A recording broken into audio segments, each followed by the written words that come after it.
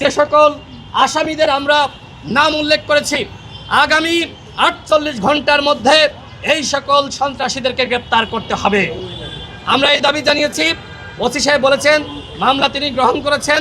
আমরা পরবর্তী পদক্ষেপ দেখতে চাই এবং আমাদের উপরে 2018 সাল থেকে আজ অবধি যারা হামলা চালিয়েছে, নির্যাতন করেছে, যারা ডাকসু হামলা করেছিল, আমরা তাদের প্রত্যেকের নামে মামলা দায়ের করব।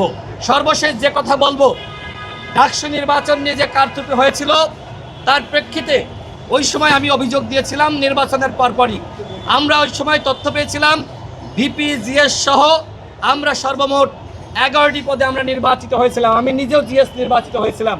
কিন্তু এই আখতারুজ্জামান একজন ভিসি নামধারী একজন সন্ত্রাসী এবং শিক্ষক নামধারী। এই কারণে আজকে আমরা 13 জনের নাম উল্লেখ করে এবং 500 অজ্ঞাতনামা আসামি আমরা এটি উল্লেখ করে আজকে শাহবাগ থানায় মামলা দায়ের করেছি। ইতিমধ্যে ওসি সাহেব তিনি মামলা গ্রহণ করেছেন মর্মে আমাদেরকে জানিয়েছে। আপনারা মিডিয়ার ভাইরাও শুনেছেন। আমি যাদেরকে আসামি করেছি তাদের নামগুলো আপনাদেরকে শোনাই।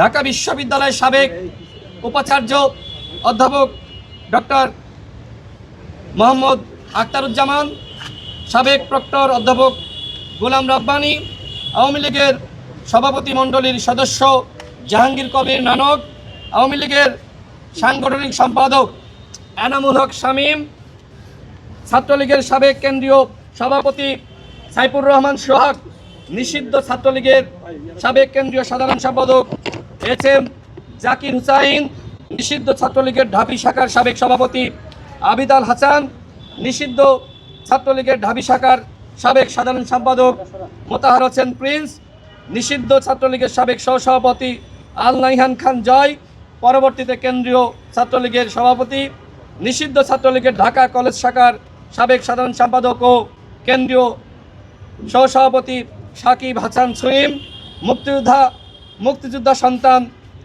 কমান্ডের কেন্দ্রীয় কমিটির সভাপতি মেহেদি হাসান, ঢাবি শিক্ষক সমিতির তৎকালীন সভাপতি অধ্যাপক মাকসুদ কামাল, পরবর্তীতে তিনি উপাচার্য হয়েছিলেন, ঢাবির সাবেক উপাচার্য মোহাম্মদ আব্দুল সামাদ প্রমুখ।